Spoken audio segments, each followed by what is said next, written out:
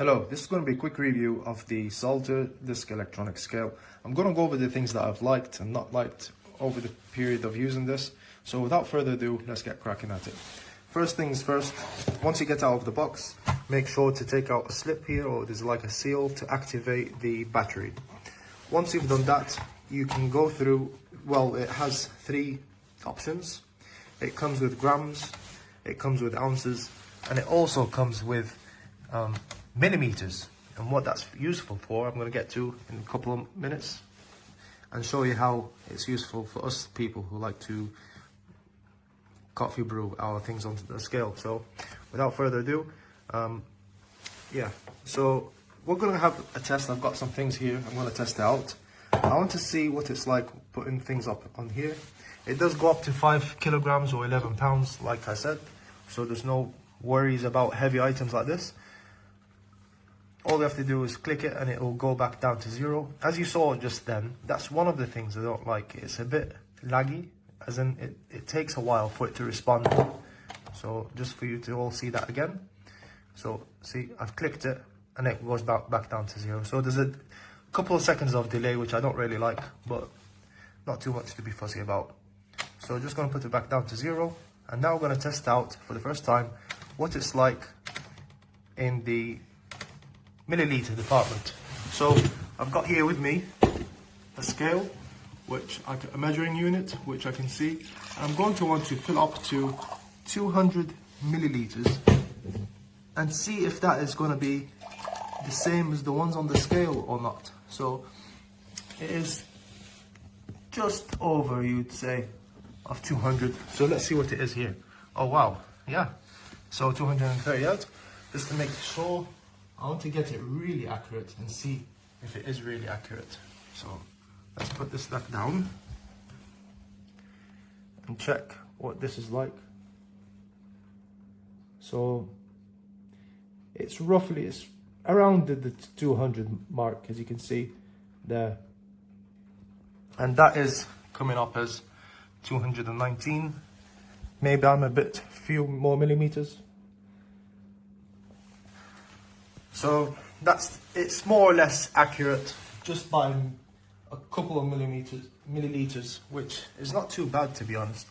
But one of the other things that I don't really like is that it can't really measure very light things. And what I mean by that is, so it's now under 200, as you can see. And let's see what it's reading here. Still 212. So it's a bit off. Not too much so, but just a little bit.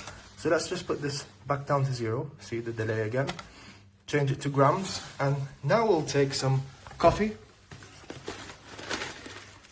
And this is where it's a bit of a problem, because it is coming up sometimes, but for people who really need accurate things, for example, back down to 0. Let's put this here. Sometimes it doesn't measure it up, like you can see here. So for people with really, really accurate things, that really need things to be measured accurately, I think it's best to skip this one.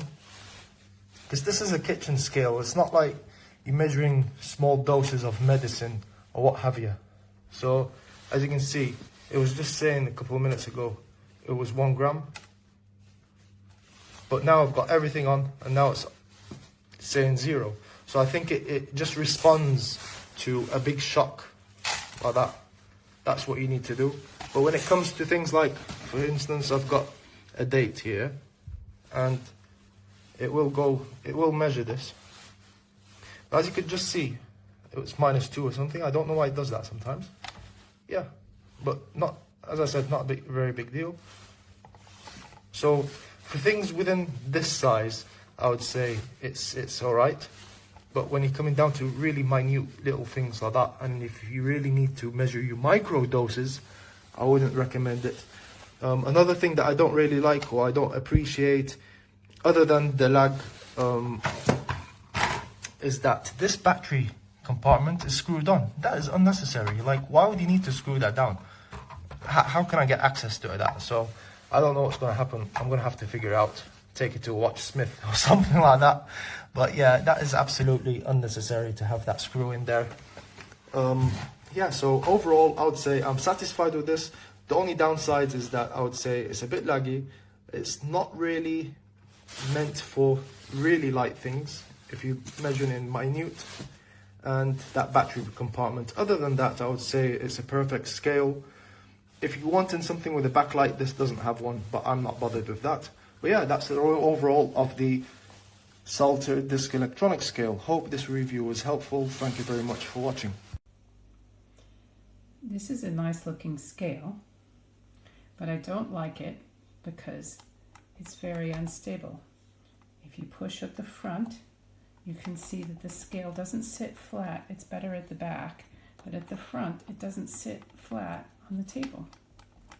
And that's inside the thing, which means that when you go to turn on,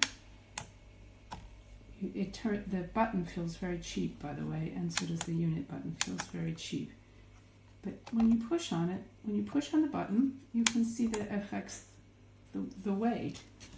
And when you weigh things and then go hit the Tara button, I kept getting really weird results there. It took a long time to go to 0. So when you look at the back, you see that it looks like it should sit flat. So it's internal to the device that the front of it is unstable. And as other reviewers have said, the battery pack needs to be opened with a very small Phillips screwdriver, a jeweler size Phillips screwdriver. And I happen to have one of these, very small. But if you don't have one of these, you're not able to open the battery compartment. And when you pull out the tab, or when I pulled out the tab for the first time, it dislodged the battery, and so I had to use the screwdriver to even test this. So I'm going to return it.